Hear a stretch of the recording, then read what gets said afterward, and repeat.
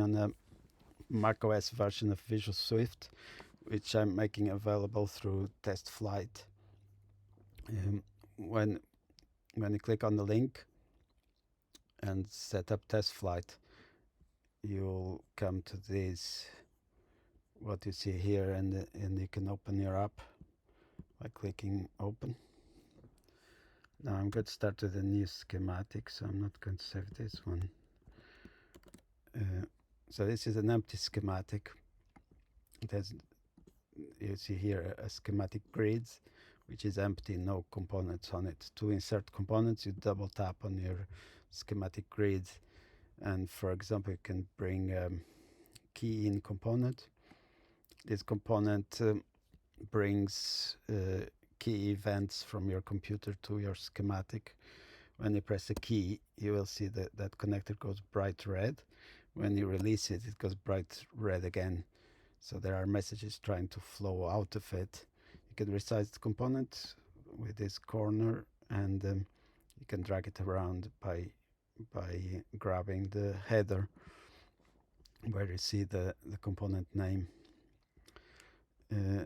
If you want to monitor the keys, so you can actually see which events are coming out of that connector, you can connect to a key monitor. And now when I press Z down, Z up, X down, X up. So green means down, red means up. This component will probably evolve in the future. You can convert these key connectors are key events. When you want to play musical instruments, you want to have MIDI events, so you can convert your key events to MIDI events. Now we don't need to monitor it. So here, when I press keys on the computer, you can see this connector, which is a MIDI connector, is trying to send out messages, MIDI messages, like note on and note off. These connectors, some of the connectors, you can minimize them with this button there by selecting it and clicking that button. You can then do the opposite by selecting it on the orange symbol and bring it back. These two I will leave them minimized for now. So this is how you have MIDI messages coming out that correspond to keys you're pressing on your computer, like Z is a C, X is a D, C is an E, etc. Now, if you want to, another way you can generate MIDI events is with MIDI in component. And I'm going to save this schematic.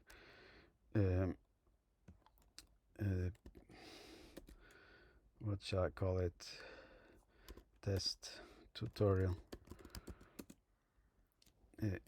In case you have some crashes. So I have a NanoKey Studio keyboard. I'm going to select it. It's plugged to my computer, so now when I play on it, you'll see messages coming in. I'm going to resize it so each message takes a line.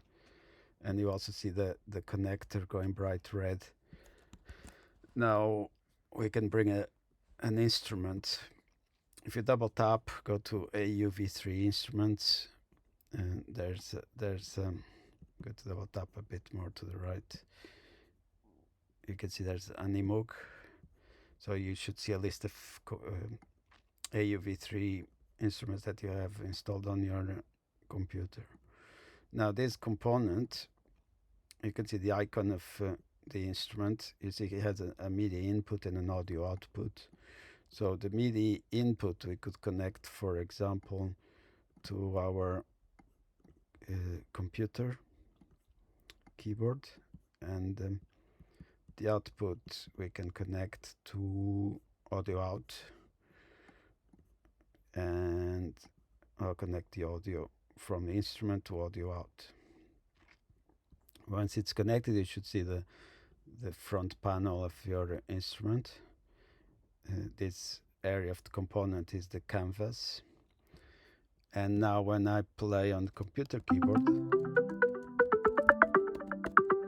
you'll see, you'll hear the sound. You have a master volume control here.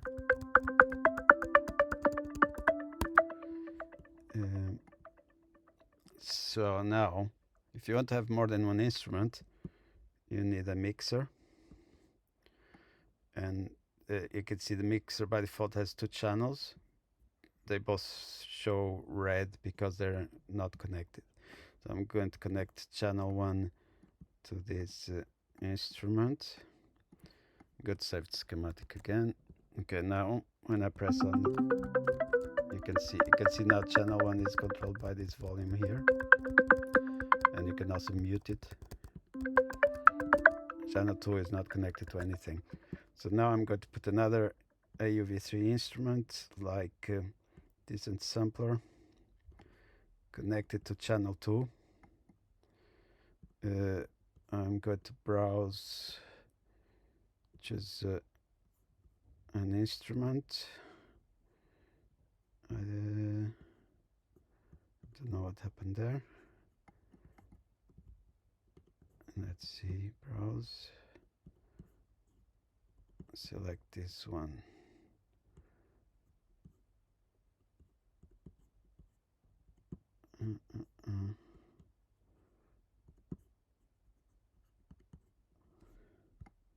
Still not working. Load recent. Okay, now it's working. So close it here. And now I'm going to connect this second instrument to the external keyboard. So now you can see the computer keyboard is controlling this instrument. I'm going to choose another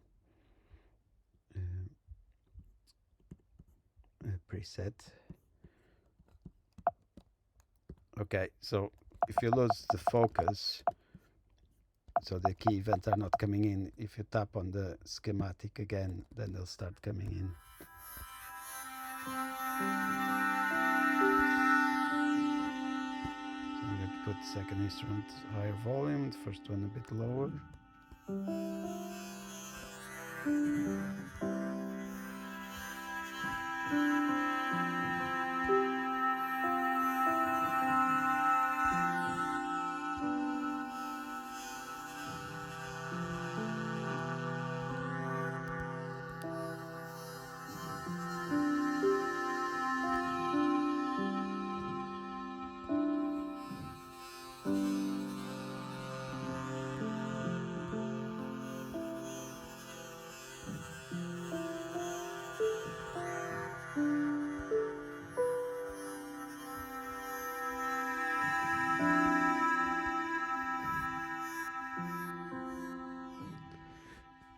So you can also create your own custom instruments. There's a component here that allows you to make your own. You see it has a MIDI input and an audio output. When you go inside this component, you have another schematic, which is what's inside this component.